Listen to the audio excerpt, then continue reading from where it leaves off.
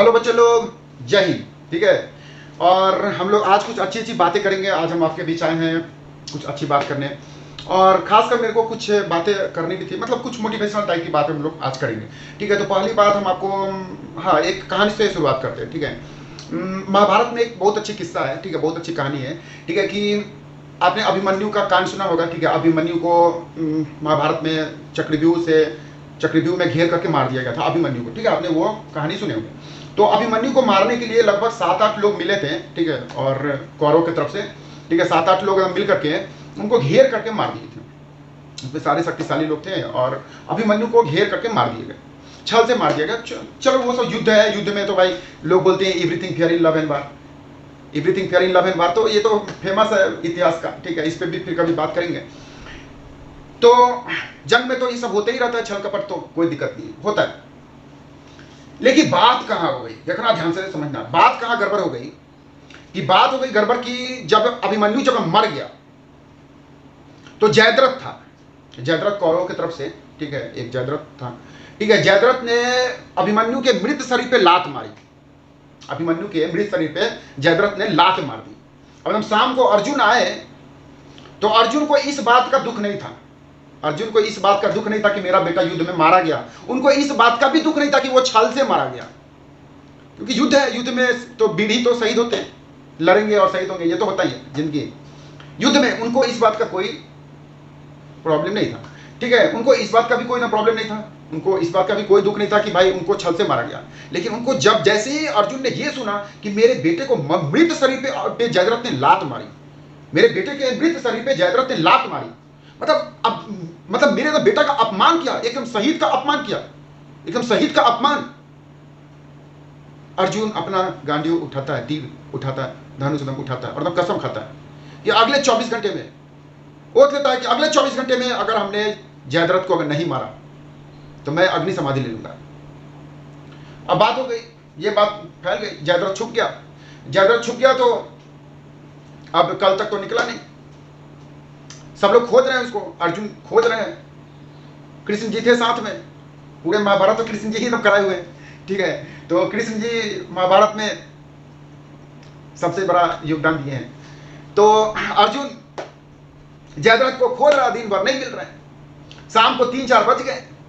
अब एकदम कृष्ण जी को टेंशन कि ये तो पागल है अर्जुन, ये तो ओठ लिया है, ये तो कसम खाया है कि आज हम अग्नि समाधि ले लेंगे और ये बेचारा मर जाएगा। और अगर एक बार अर्जुन मारा फिर तो महाभारत खत्म, फिर तो मजा ही खत्म हो गया। अर्जुन ही तो था पांडवों की तरफ से मेन योद्धा। तो अब कृष्ण जी करें कि कुछ ना कुछ अब करना पड़ेगा, कुछ ना कुछ करना पड़ेगा। तो कुछ ना कुछ करना पड़ेगा, तो उन्होंने कुछ गेम किया, कुछ फील्डिंग लगाया, कुछ प्लानिंग किया, कुछ रूल बनाया, कुछ प्लानिंग किया, कुछ गेम किया, कुछ रणनीति बनाया और कुछ चाल चली उन्होंने और कुछ फील्डिंग लगाई। फील्डिंग जिसको हम लोग बोलते हैं, जैसे क्रिकेट में आउट करना होता है तो फील्डिंग लगाते हैं। ठीक है, फिर चारों तरफ फील्डिंग लगाते हैं, जैसे अभी कश्मीर से 370 हटाना था तो चारों तरफ से फील्डिंग लगाए थे, तो फील्डिंग लगाया गया। ठीक है, और सूर्य को, ठीक है, सूर्य को अस्त कर दिया गया, बादलों में छुपा दिया गया। कृष्ण जी का चाल था ये। तो कृष्ण जी सूर्य को बादलों में छुपा लिए। अब क्या हुआ, शाम हो गई, सूर्य अस्त हो गए क्योंकि बादलों में छुप गए।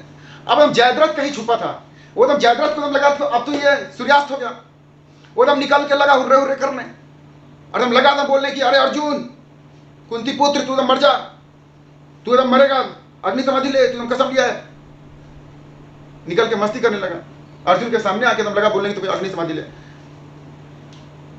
अर्जुन अपना धनुष फेंक करके, अर्जुन अपना धनुष फेंक करके चलते हैं अग्नि समाधि लेने। तब तक कृष्ण जी बादलों को हटा देते हैं और सूर्य सामने। कृष्ण जी हम बोलते हैं अरे अभी तो सूर्य है, उठा अर्जुन, अर्जुन तीर उठा और ये रहा तेरा शिकार, लगा निशाना। अब देखो ये हमने इतनी बड़ी कहानी सुनाई तो बस हम हमसे एक क्वेश्चन पूछेंगे। इसमें तो क्वेश्चन तो बहुत सारा है पूछने को। ठीक है, कि पहली बात कि हम किसी का अपमान नहीं करना चाहिए शहीदों का, ये बात इसमें सीखने को बहुत बड़ी बात है कि कभी भी अपमान शहीदों का मत करो। ठीक है, तो और दूसरी बात कि इस कहानी से सीखने को क्या मिलता है, देखना जो हम बोलना चाहते हैं, क्योंकि महाभारत तो एक बहुत कुछ सीखने को मिलता है महाभारत से। तो उसमें ये जो किस्सा, जो पर्सनली जो किस्सा मेरे को कल रात में याद आ रही थी, तो इसमें जो मेन चीज़ है कि आपसे मैं तो पूछूंगा कि जयद्रथ को कौन मारा, जयद्रथ को कौन मारा, जयद्रथ को कौन मारा। सब लोग बोलेंगे कि जयद्रथ को कौन मारा, अर्जुन मारा। सारी दुनिया बोलती है, आप भी बोलेंगे, सबको कंफ्यूजन है। मैं भी बोलता था, और इस कहानी के बाद आप भी बोलना छोड़ दोगे, ठीक है। जयद्रथ को किसने मारा, जयद्रथ को किसने मारा। सब लोग बोलेंगे कि जयद्रथ को अर्जुन ने मारा। बिल्कुल गलत। जयद्रथ को अर्जुन ने मारा, यह बात गलत है, क्योंकि फील्डिंग किसने लगाई थी। अगर फील्डिंग नहीं लगाया जाता तो जयद्रथ को मारता कौन। तो जयद्रथ को मारने वाला फील्डिंग कौन लगाया था, वो रणनीति वो कौन बनाया था, वो जो ठीक है, जो मोटिवेशन था कि भाई उठा मार, वो जो मोटिवेशन था, वो जो सलाह था, वो जो सलाह था, वो जो मोटिवेशन था, वो जो रणनीति था, वो जो फील्डिंग जो लगाया गया, कैसे कैसे हम गेम करके। तो यही होता है, यही कंफ्यूजन लोगों को हो जाता है, और आपको भी हो गया है। और ज्यादातर बच्चों को हो जाता है कि ये जो मेरे जो मार्क्स है ना 80%, ये ना मार्क्स मेरे हैं। बिल्कुल गलत। ये जो 80% 90% जो मार्क्स आ गए ना, वो तो मेरे मार्क्स है। बिल्कुल गलत है। इसमें आपके पेरेंट्स का योगदान है, इसमें आपके टीचर का, आपके कोचिंग का, आपके स्कूल का योगदान है। बिल्कुल इस चीज को कभी भी लाइफ में ना भूले कि पीछे जो आपको सलाह दे रहे हैं, जो आपको लिए रणनीति बना रहे हैं, जो आपके लिए फील्डिंग लगा रहे हैं, जो आपके लिए प्लानिंग कर रहे हैं, उनका बहुत बड़ा योगदान है आपके सफलता होने में। खासकर एक शिक्षक का, एक टीचर का, एक माँ का, एक पेरेंट्स का बहुत बड़ा योगदान है आपके लाइफ में। तो हमेशा जमीन से हम जुड़े रहें, ठीक है। टीचर का हमेशा सम्मान करें, ठीक है, क्योंकि देखो अल्टीमेट, ठीक है, मतलब कि जो आपको जो मोटिवेट जो कर रहा है, जो आपको सलाह दे रहा है। देखो बहुत अच्छी लाइन है कि भाई दुनिया में अर्जुन की कोई कमी नहीं है, दुनिया में अर्जुन की कोई कमी नहीं है। दुनिया में कमी है तो श्री कृष्ण जैसे एक अच्छे मोटिवेटर की, श्री कृष्ण जैसे एक अच्छे सलाहकार की कमी है। कमी है दुनिया में तो गुरु द्रोण जैसे एक अच्छे शिक्षक की कमी है, क्योंकि इतिहास गवाह है जब जब गुरु द्रोण जैसे एक अच्छे शिक्षक मिले हैं। इतिहास गवाह है जब जब इस धरती पे जब जब श्री कृष्ण जी जैसे एक अच्छे सलाहकार मिले हैं, एक अच्छे मोटिवेटर मिले हैं, तब तब एक अर्जुन पैदा हुआ है, तब तब एक अर्जुन निकला है। जब जब एक अच्छे शिक्षक मिले हैं, जब जब एक अच्छे सलाहकार मिले हैं, एक अर्जुन निकला है। इतिहास गवाह है, ठीक है। तो इस समाज में ज्यादा से ज्यादा जरूरी है कि आप अर्जुन बनाना चाहते हैं तो आपको कृष्ण ज्यादा से ज्यादा गुरु द्रोण बनाना पड़ेगा। जब तक गुरु द्रोण है तब तक अर्जुन बनते रहेंगे। चलो बच्चों, हम एक और क्वेश्चन हम आपसे पूछेंगे आज।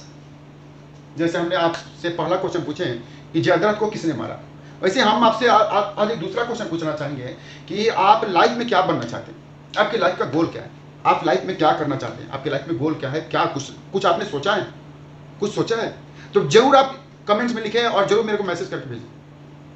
और मैं गारंटी के साथ बोलता हूं, मैं गारंटी के साथ लिख करके बोल देता हूं कि आप मैसेज पढ़ लेना, आप कमेंट पढ़ लेना, एक भी बच्चा ऐसा नहीं होगा जो कि भूल ये कमेंट कर दे, ये बोल दे, ये बोल सके शान से कि मैं, बुरा मत मानना आप में से कोई, ठीक है, कोई भी बच्चा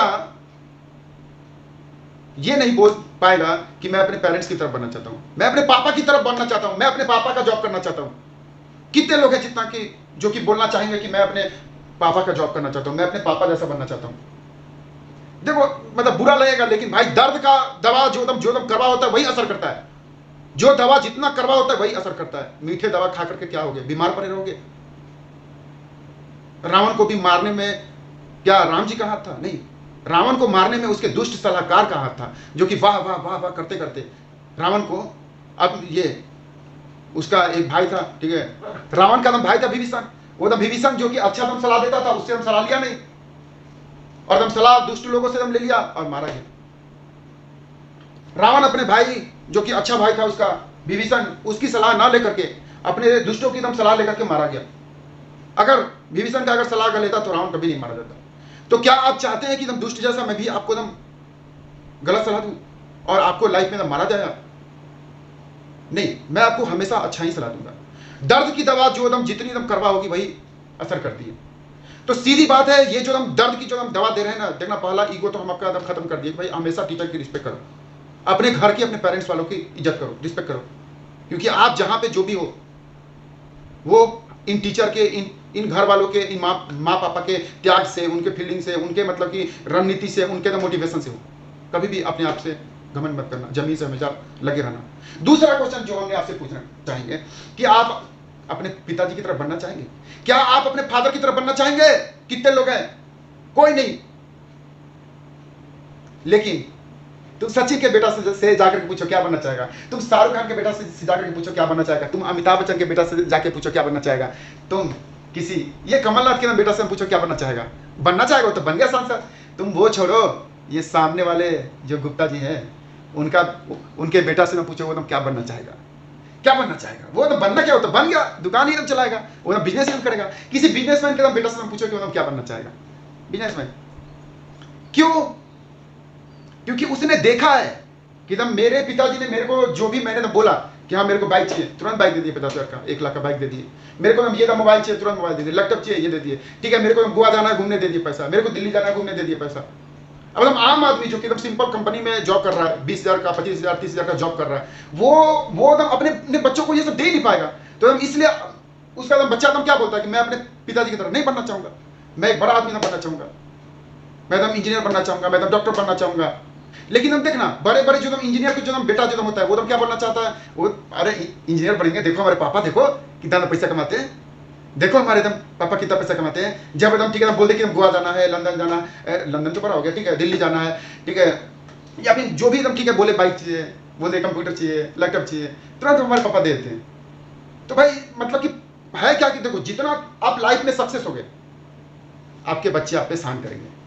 क्या आप चाहते हैं, क्या आप चाहते हैं कि आपके बच्चे ये बोलें, क्या आप चाहते हैं कि आपके बच्चे ये बात बोलें कि मैं अपने पिताजी की तरह बनना चाहता हूं? तो ये आज आपके पास मौका है। अगर आप चाहते हैं कि आपके बच्चे आपकी तरह बने तो ये आज आपके सामने मौका है कि आप कुछ कर दिखाओ, जुनून के साथ कुछ करो और कुछ बड़ा कर जाओ, कुछ बड़ा कर जाओ। फिर आपको आपके बच्चों को आप पे नाज होगा, आप पे गर्व होगा, और वो फिर वो शान से बोलेगा कि मैं तो अपने पिताजी की तरह बनना चाहता हूं। सपने बड़े देखो, सपने वो देखो, कुछ बड़े देखो कि वो दिन आएंगे हमारी लाइफ में जब हम अपने छोटे बच्चों को बोलेंगे कि ये देख बाबू, तू अभी जिसमें बैठा है, तू अभी जिसमें बैठा है ये एरोप्लेन है, तू अभी जिसमें एकदम बैठा है ये हाथी है, तू अभी एकदम जहां घूम रहा है ये दिल्ली है। और आम आदमी के बच्चे क्या पढ़ते हैं जो 20,000 25,000 जो कमा रहे हैं, वो देखो देख एरोप्लेन, वो देख एरोप्लेन, ये देख हाथी हाथी हाथी हाथी, ये देख लाल किला, ये देख ताजमहल, ये देख ताजमहल। लेकिन तुम कुछ ऐसा करो कि तुम अपने बच्चों को ले जाओ कि बाबू ये देख लाल किला, जो तुम बुक में ना पढ़ता था ना, लाल किला देख सामने लाल किला है। जो तुम ठीक है एरोप्लेन जो मैं पढ़ता था ना, ए से एरोप्लेन, देख बाबू यही है जिसमें तुम बैठा है ना, यही है एरोप्लेन। क्या आप अपने बच्चों को वो दिन दिखाना चाहते हैं? क्या आप अपने बच्चों को वो दिन बोलना चाहते हैं? वो दिन अपने लाइफ में आप देखना चाहते हैं कि जब आपके बच्चे आप पे गर्व करें, जब आपकी फैमिली आप पे गर्व करे, तब जाके आपके बच्चे बोलेंगे कि मैं अपने पिताजी की तरफ बढ़ना चाहता हूं। क्या राइट?